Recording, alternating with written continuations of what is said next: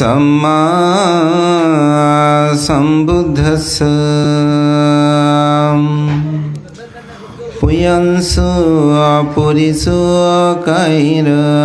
कैरतेन पुनः पुनः तं हि सन्दकैरत सुखपुयस्सयुच्छयो सुको मत्तयत लोके अतो पित्तयत सुख सुखसमयत लोके अतो ब्रह्मयत सुख एतेन सच्छवज्झेन होतो ते जयमङ्गलान्ते।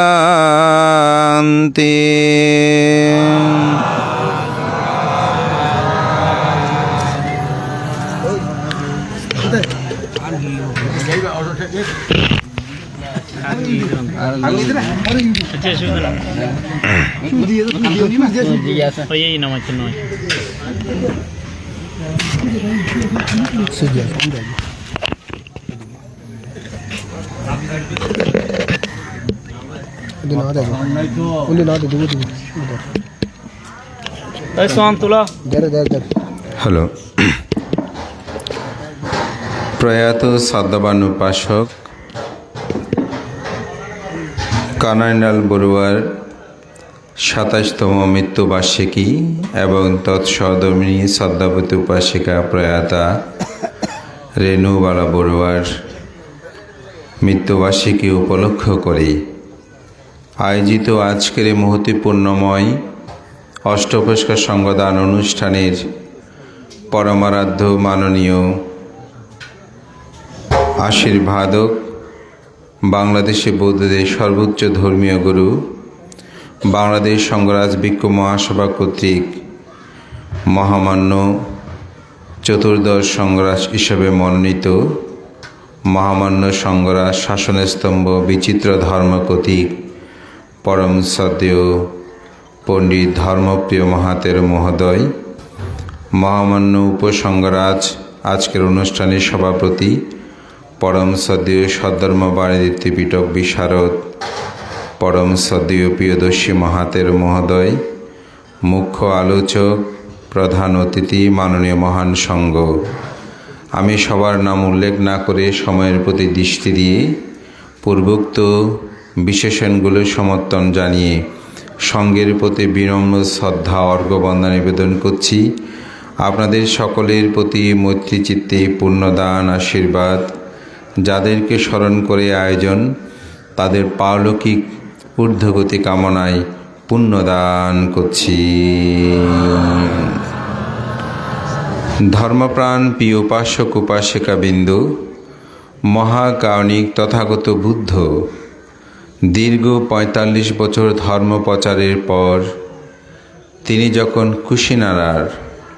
কুশীনগরের শালবৃক্ষ বনে পরিনির্বাণ মঞ্চে শায়িত হলেন, অর্থাৎ বুদ্ধ পরিনির্বাপিত হবেন, সে মুহূর্তে বুদ্ধের সম্মুখে ৫০০ ভিক্ষু উপস্থিত ছিলেন।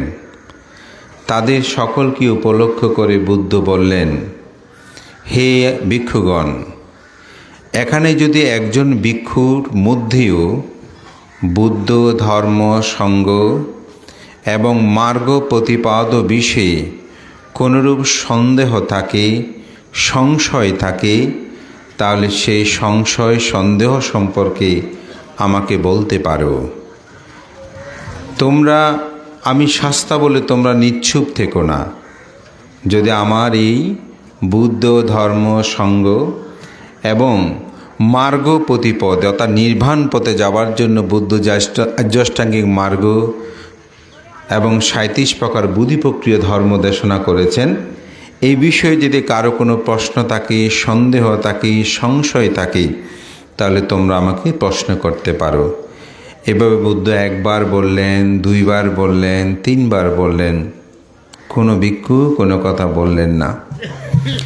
বুদ্ধ আবার বললেন, তোমরা যদি আমাকে গৌরব করেও কোনো কথা না বলো, আমাকে বন্ধু হিসেবে তোমরা বলতে পারো, অসাধারণ একটা বিষয়। অনেক সময় আমরা শ্রদ্ধা করে অনেক কিছু প্রশ্ন করি না। তো বুদ্ধ বলছেন, সে অর্থে যদি তোমরা আমাকে কোনো বিষয়ে তোমাদের সন্দেহকে প্রশ্ন না করো, তবে বন্ধু হিসেবে হলেও আমাকে তোমরা প্রশ্ন করতে পারো, সে অভয় আমি তোমাদেরকে প্রদান করছি। তখনও নিশ্চুপ। তখন আনন্দ বললেন, তথাগত বুদ্ধ, এই বিষয়ে তো এখানে কেউ কোনো কথা বলছে না। তখন বুদ্ধ বললেন, হে আনন্দ, এখানে যে 500 ভিক্ষু আছে তাদের মধ্যে যিনি একেবারে পশ্চাদপদ অর্থাৎ একবারে শেষে আছে, সেই ভিক্ষুটাও চারি অপায়ের দ্বার বন্ধ করেছেন। তিনি অন্ততপক্ষে সেও শ্রোতাপত্তি লাভই এখানে অবস্থান করছে।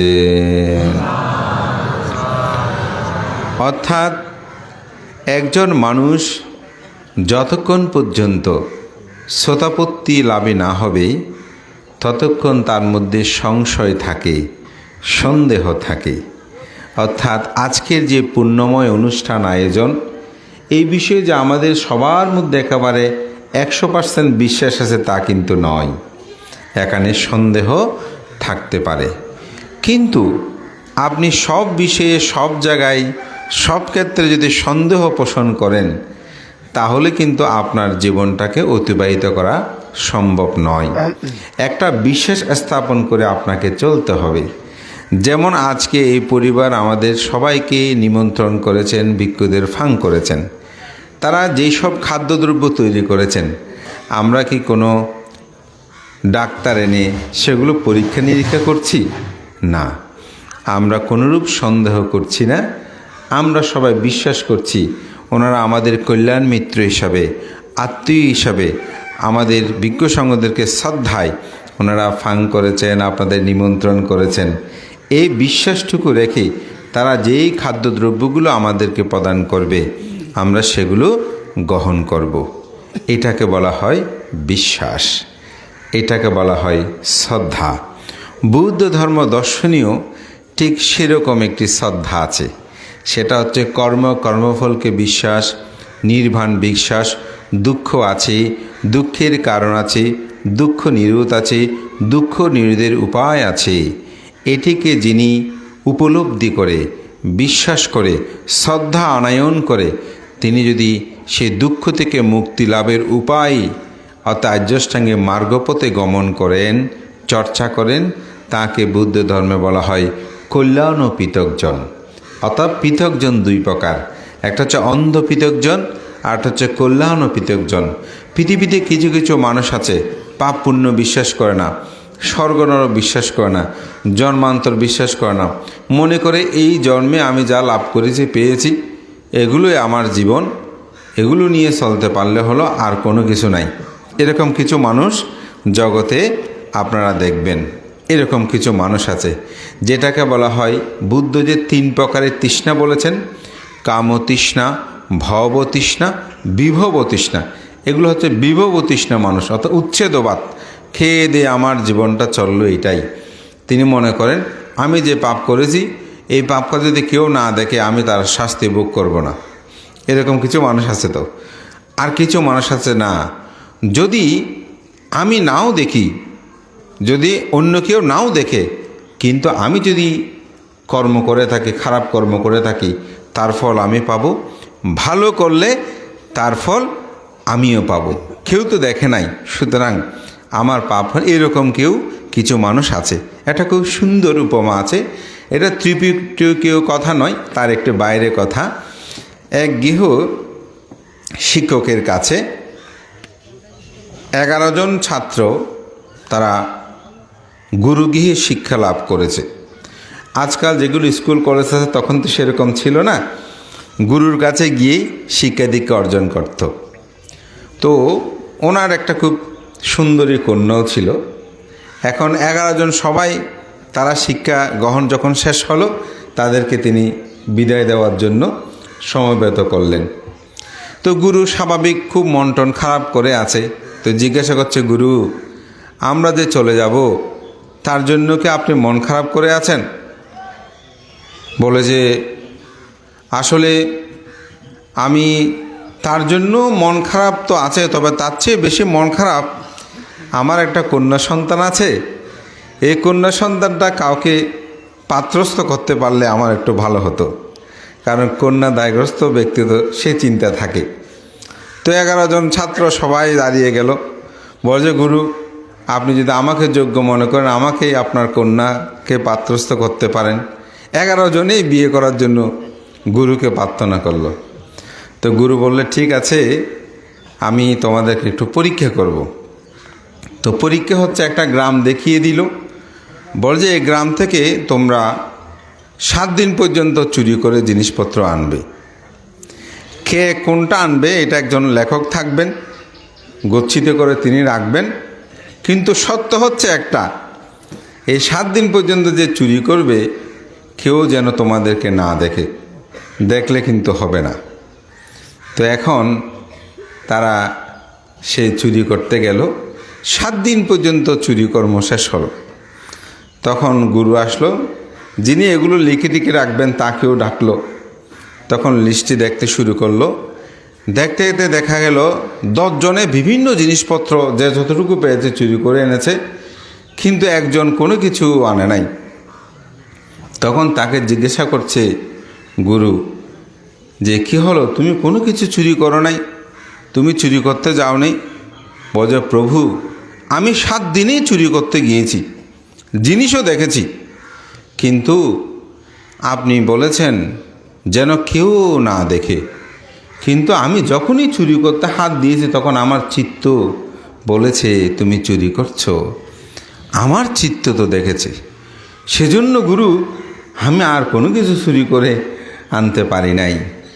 তখন গুরু বলছে এই আমার 11 জন শিষ্যদের মধ্যে তুমি আমার কথার মাহাত্ম্য উপলব্ধি করতে পেরেছ, তুমিই বুঝতে পেরেছ।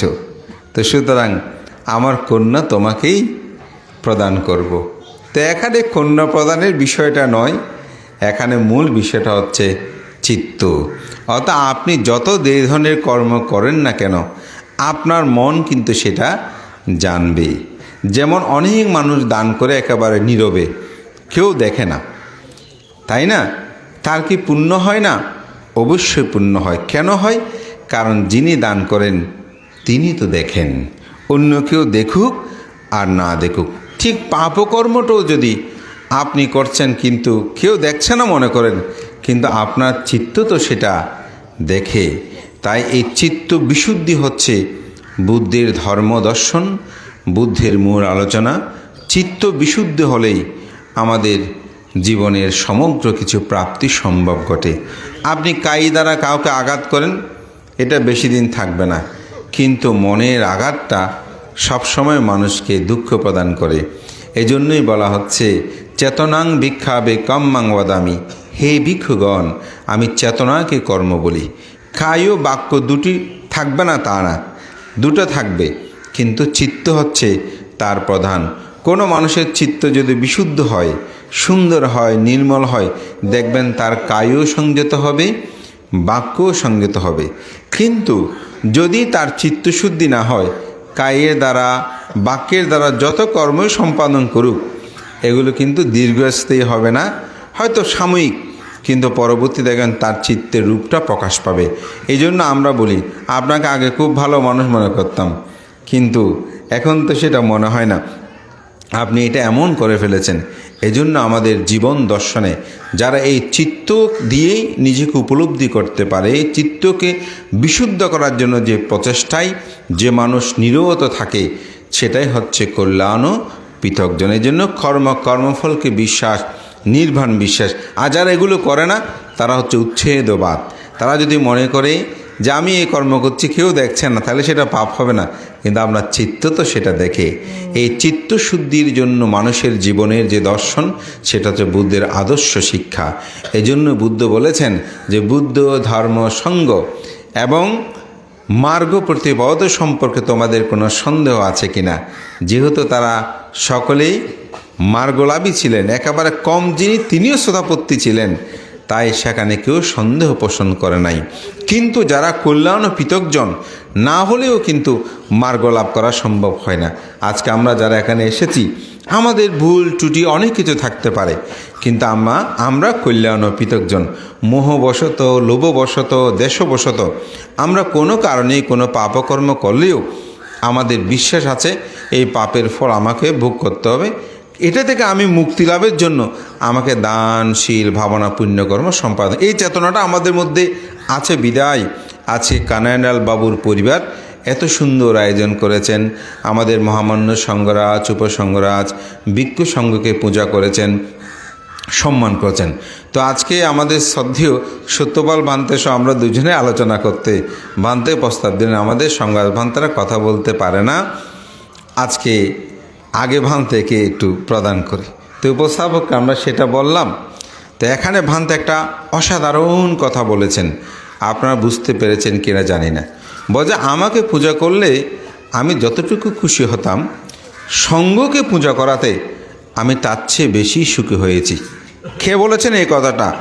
আমাদের আজকের যিনি সঙ্ঘপ্রধান, সদ্য মনোনীত মহামান্য সংঘরাজ, বিচিত্র ধর্মকতিক, শাসনের স্তম্ভ, বহু গুণে গুণান্বিত মহামান্য সংঘরাজ সদ্য ধর্মপ্রিয় মস্তবীর মহোদয়। এটি তিনি কেন বলেছেন আমরা যদি একটু চিন্তা করি। যখন মহাপ্রজাপতি গৌতমী দুটি বস্ত্র তৈরি করে বুদ্ধকে প্রদান করতে এসেছেন, তো মহাপ্রজাপতি গৌতমীকে অর্থাৎ রাজকুমার সিদ্ধার্থ জন্মের 7 দিন পর তার মা মহামায়া মহাপ্রয়াণ করেন, মৃত্যুবরণ করেন। তাকে লালন পালন বর্ধন করে থেকে সে মহাপ্রজাপতি গৌতমী তিনিই করেছেন না? তো তিনি রানী, তিনি নিজের হাতে কাপড় তৈরি করে গিয়েছেন। কাকে দেবেন? পুত্রবৎসল সেই গৌতম বুদ্ধকে দেবেন। তো গৌতম বুদ্ধ বলছে, আনন্দ এটি ভিক্ষু সংঘকে দিতে বলো। অবাক করার বিষয়, কাপড়টা কিন্তু অতি সাধারণ না। যেমন কিছু চিবর আছে যেটা নিজের হাতে তৈরি করা, এটা এত সহজ না। সাধারণত নিজের হাতে একটা ফুল তুলি অমুক তৈরি করলে এটা কত যত্ন না, এটার মতো মূল্য বাজারের চেয়েও বেশি কি এটা মূল্যবান হয়। তো তিনি তো রানী নিজের হাতে চিবর তৈরি করেছে, এটা রানীর কাছে না, এটা অসাধারণ একটা বিষয়। আমাদের দেশের যিনি প্রধানমন্ত্রী বা বর্তমান প্রধানমন্ত্রী, উনি যদি নিজের হাতে কিছু করে বা ওনার স্ত্রী কিছু নিজের হাতে করে দেয় বলে, এটা আপনাদের কাছে অবাক লাগবে না? তো স্বাভাবিক এটা উনি দিয়েছেন নিজের পুত্র সদৃশ্য বুদ্ধকে দেওয়ার জন্য। 1 বার 2 বার 3 বার, আনন্দ 3য়বারে বলছে, 4থবারে বলছে, তথাগত বুদ্ধ মহাপ্রজাপতি গৌতমী তা আপনার অনেক পরম উপকারী। ও বুদ্ধকে স্মরণ করিয়ে দিচ্ছে যে পরম উপকারী, আপনি তার চিবরটা আপনি গ্রহণ করবেন না? তখন বুদ্ধ বলেন, আনন্দ তুমি আমাকে একথা স্মরণ করিয়ে দিও না, আমি একথা জেনেই সঙ্গকে প্রদান করার জন্য বলছি। সাঙ্গে দিন্নাং মহাপালাং হতি, সঙ্গকে দান করলে সেটা মহাফলদায়ক হয়। সুতরাং সঙ্গকে যদি দান করো তাহলে সেখানে আমি অন্তর্ভুক্ত থাকব, কিন্তু আমাকে দান করলে সেটা তো আর সঙ্গ পাবে না। তাহলে আজকে আমাদের মহামান্য সংঘরাজ তিনি যেমন সঙ্গের রাজা, আজকে তিনি রাজার মতন করেই আমাদেরকে বললেন, আপনাদেরকে বললেন যে আমাকে পূজা করেছেন ঠিক, কিন্তু আমার চেয়েও বেশি আমি আজকে আনন্দিত হয়েছি যে সঙ্গকে আপনি পূজা করেছেন। এই কথার অর্থেই নিজেকে উপলব্ধি করতে পারবেন আজকের যে এই মহতি মহান পুণ্যকর্মে সঙ্গকে যে অষ্টপুরস্কার সঙ্গদান করছেন, সঙ্গকে দান যে বিশুদ্ধ বরাদাককে নিয়েও এটা যে যথার্থতা, এটা এখানেই আজকে প্রতীয়মান হয়েছে। তাই মহাপুরুষের কথাগুলো উপলব্ধি করতে মহাজ্ঞানেরও প্রয়োজন আছে। তো আমি সেটাই একটু ব্যাখ্যা করলাম এই অর্থে যে আজকে কর্মফলকে বিশ্বাস করে মহান সঙ্গকে যে এই পূজর্গ কর্ম সম্পাদন করছেন, এটি একবার নয় বারবার করতে হয়। কেন বুদ্ধ বলেন, পুয়ংসু পুরিস কায়রাথে না পুনঃ পুনম থাম হি সন্দা কাইরাতা সুকো পুয়স্যু বুদ্ধ বলেন পুণ্যই হচ্ছে সুখের আমাদের একমাত্র উৎস। তাহলে আমাদের দুঃখ কি এটা একটু জানা দরকার না? আমাদের জগতে সকল মানুষ দুঃখের অধীন অরহৎ ছাড়া। কেন দুঃখের অধীন? কারণ আমাদের জন্ম দুঃখ আছে, জরা দুঃখ আছে, ব্যাধি দুঃখ আছে, মরণ দুঃখ আছে, অপ্রিয় সংযোগ দুঃখ আছে, প্রিয় বিয়োগের দুঃখ আছে, যাহা চায় তাহা না পাওয়ার দুঃখ আছে, সংক্ষেপে পঞ্চপাদান স্কন্দের দুঃখ আছে। এই দুঃখের কারণ ওই যে আমি বলেছি অবিদ্যা, ভবকামতৃষ্ণা, ভবতৃষ্ণা, বিভবতৃষ্ণা। এই ধন সম্পদ অট্টালিকা নাম যশ কীর্তি প্রতিপত্তি এ সব হচ্ছে কি দুঃখ। এগুলোর কারণে আমরা দুঃখ পাচ্ছি যে আমাকে এইটা বললো কেন, ওটা বললো কেন, আমার কাছে বাড়ি নেই কেন, আমার কাছে পুত্র নাই কেন, আমার কাছে কন্যা নাই কেন। দুঃখের কোনো এখানে শেষ নাই না, এই দুঃখ আছে। এই দুঃখের কারণটা আমরা পেয়েছি যে কামতৃষ্ণা, ভবতৃষ্ণা, বিভবতৃষ্ণা। এই দুঃখ নিরোধ, কামতৃষ্ণা, ভবতৃষ্ণা বা অবিদ্যা নিরোধ হলে দুঃখ নিরোধ। দুঃখ নিরোধের উপায় শীল, সমাধি, প্রজ্ঞা, যেটাকে আর্য অষ্টাঙ্গিক মার্গ বলে। তাহলে শীল যদি আপনি পালন করেন, দান না থাকলে তিনি কোনোদিন শীলবান হতে পারবে না, কারণ দানের সাথে শীলের সম্পর্ক বিদ্যমান। আপনারা মনে করবেন না দানের কিছু গুরুত্ব নাই। দান যার কাছে নাই জগতে সে মানুষের কাছে শীল থাকবে না, আপনারা দেখবেন, এটা স্বাভাবিক। কম বেশি তাকে অবশ্যই ত্যাগ মনোবিত্ততা থাকতে হবে। সেই কারণে একজন মানুষের জীবনে অবশ্যই তাকে